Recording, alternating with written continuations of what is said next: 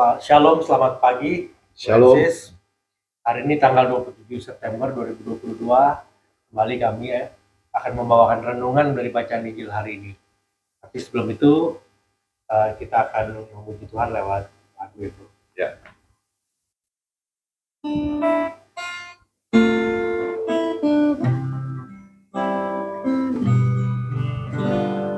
Kau hiasi kehidupanku dengan kemurahan-Mu.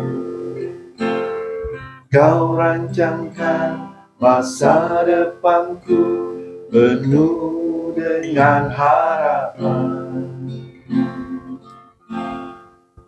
Aku ada saat ini semuanya karena kasih-Mu. Aku hidup hari ini semua berkat kemurahan-Mu.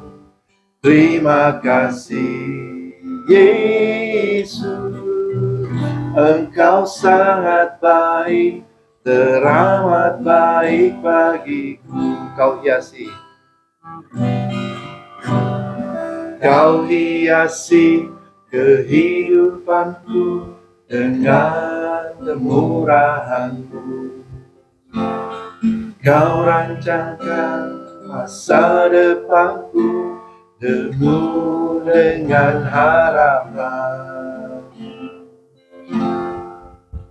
Aku ada saat ini semuanya karena kasih-Mu. Aku hidup hari ini semua berkat kemurahan-Mu. Terima kasih Yesus, Engkau sangat baik, teramat baik bagiku.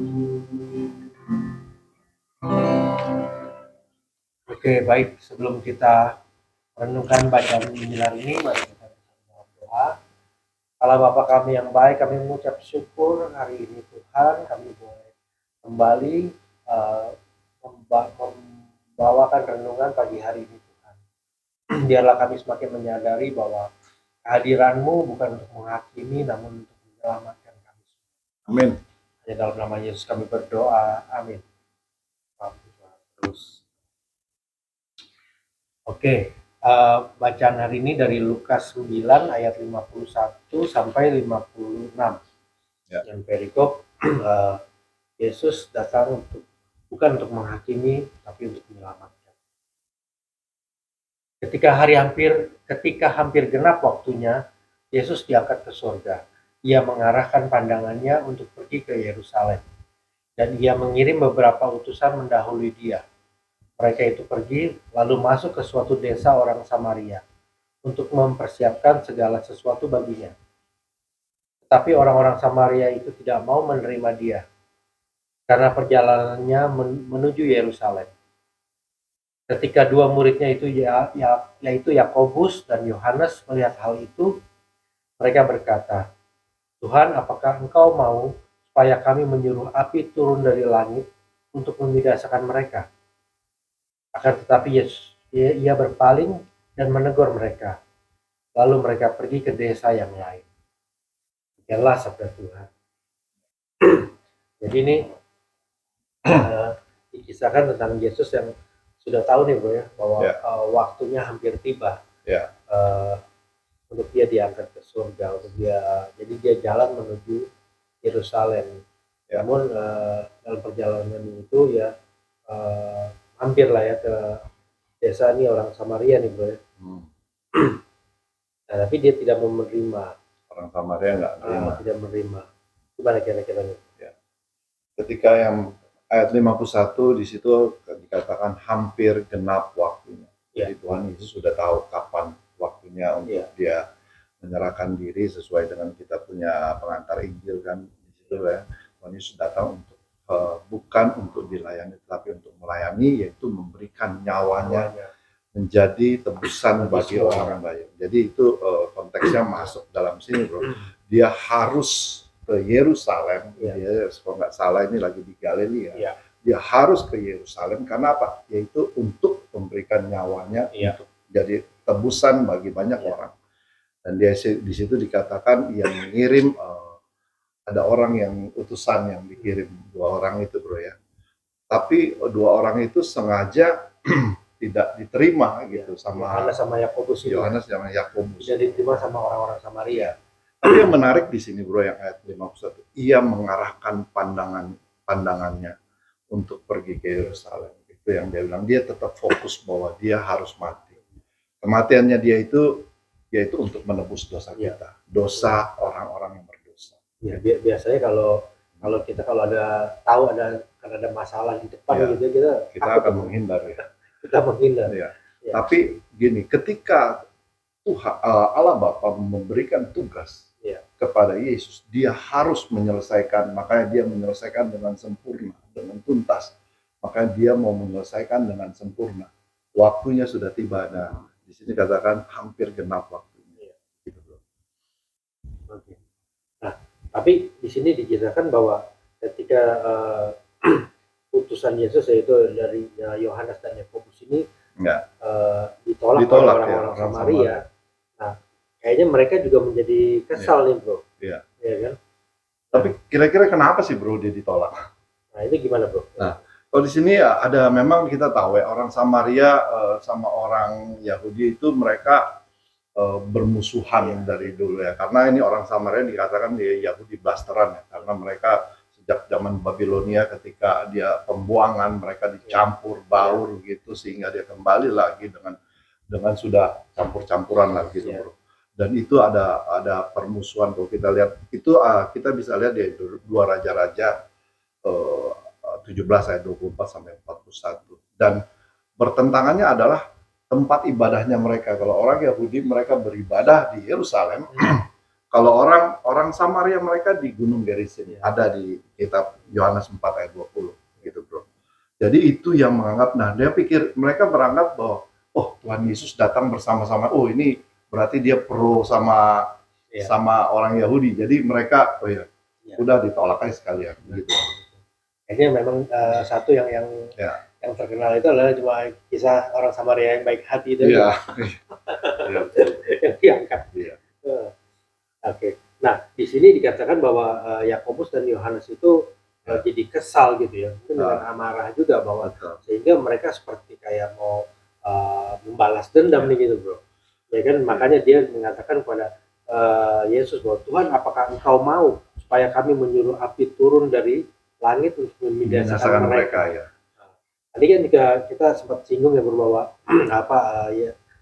Yohanes dan Yakobus ini dikatakan pakai apa tadi anak api Boanerges gitu. Itu di mana bro, di Markus 3:17. Yakobus anak Zebedius, ini Yakobus dan Yohanes saudaranya Yakobus, mereka rupanya saudara. Ini di Markus 3:17. Yang keduanya diberinya nama, Tuhan Yesus yang memberinya nama Boanerges, yaitu berarti anak-anak buruh, anak-anak guntur gitu. Jadi Thor nih. Kalau kita sekarang yang terkenal Thor, Thunder apa. Jadi gitu bro. Nah, yang menarik begini bro. Dia bilang kenapa dia bilang, Tuhan apakah engkau mau supaya kami menyuruh api turun dari langit dan membinasakan mereka. Terjemahan sederhana Indonesia TSI ini dikatakan ketika murid-muridnya Yakobus dan Yohanes melihat hal itu, mereka berkata, Tuhan maukah engkau supaya kami menyuruh api turun dari langit membinasakan mereka semua seperti yang dilakukan Elia. King James Version juga bilang begitu, even as Elias did, apa yang sudah Elia lakukan gitu.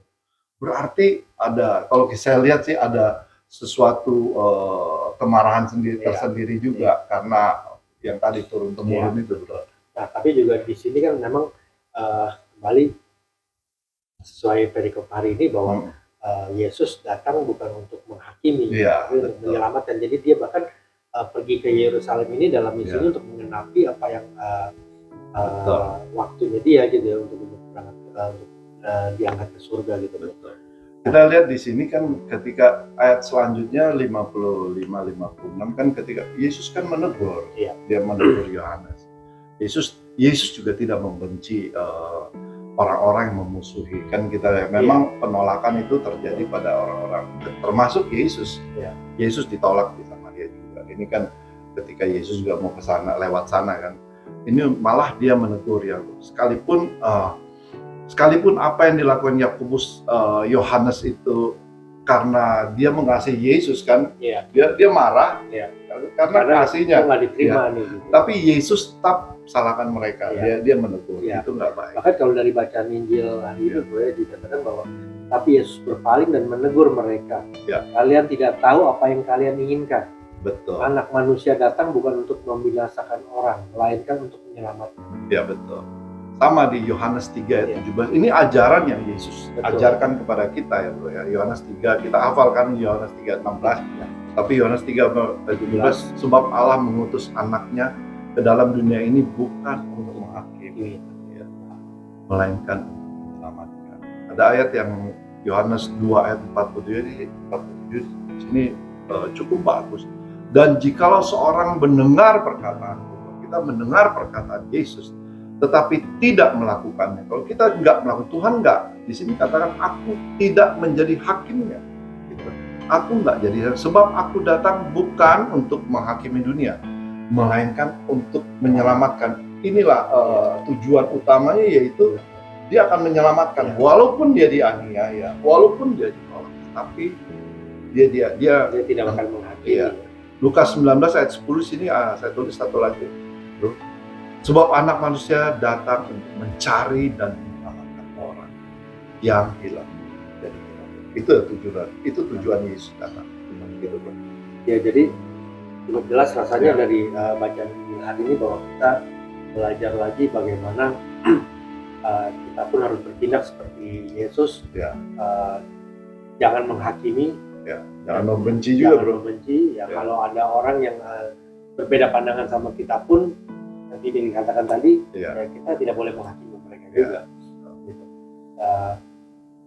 Kita harus berbelas kasih dan kita juga diajarkan untuk tidak menaruh dendam pada orang lain. Gitu. Betul.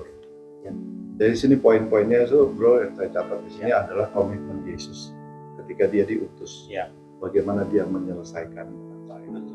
Kadang-kadang ketika kita sebagai pelayan Tuhan atau sebagai siapapun, sebagai pekerja juga, ya amanat agung itu dinyatakan supaya kita menjadikan semua bangsa. Itu adalah tujuan utama kita sebagai anak-anak murid-murid Yesus. Bagaimana kita seperti Yesus lakukan, yaitu dia menyelesaikan pekerjaannya, itu Allah berikan tugas ini. Yang kedua adalah tugas yang Yesus laksanakan sempurna, kita tahu ya.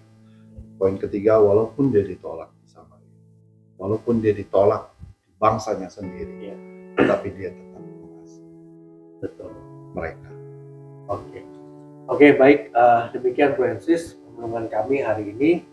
Sebelum kita akhiri, kita tutup dengan doa, bro. Ya, Bapa yang di surga, kami boleh belajar dari apa yang komitmen Tuhan Yesus lakukan dari pekerjaan, mengapa dia datang ke dunia ini, yaitu tugas bukan untuk menghakimi, tugasnya bukan untuk menghakimi, tetapi menyelamatkan orang-orang berdosa, termasuk kami semua.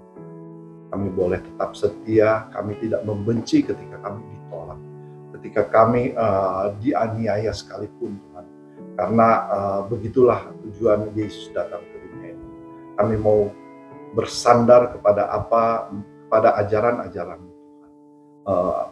Biarlah Engkau menyertai kami sepanjang hari. Ampuni kami, kesalahan kami, dosa kami yang kami lakukan sepanjang hari ini. Biarlah hari ini kami boleh bersukacita karena Engkau telah memberikan firman-Mu yang indah ini. Hanya di dalam nama Tuhan Yesus. Amin. Oke, Francis, terima kasih. Shalom, Tuhan memberkati kita semua. Shalom.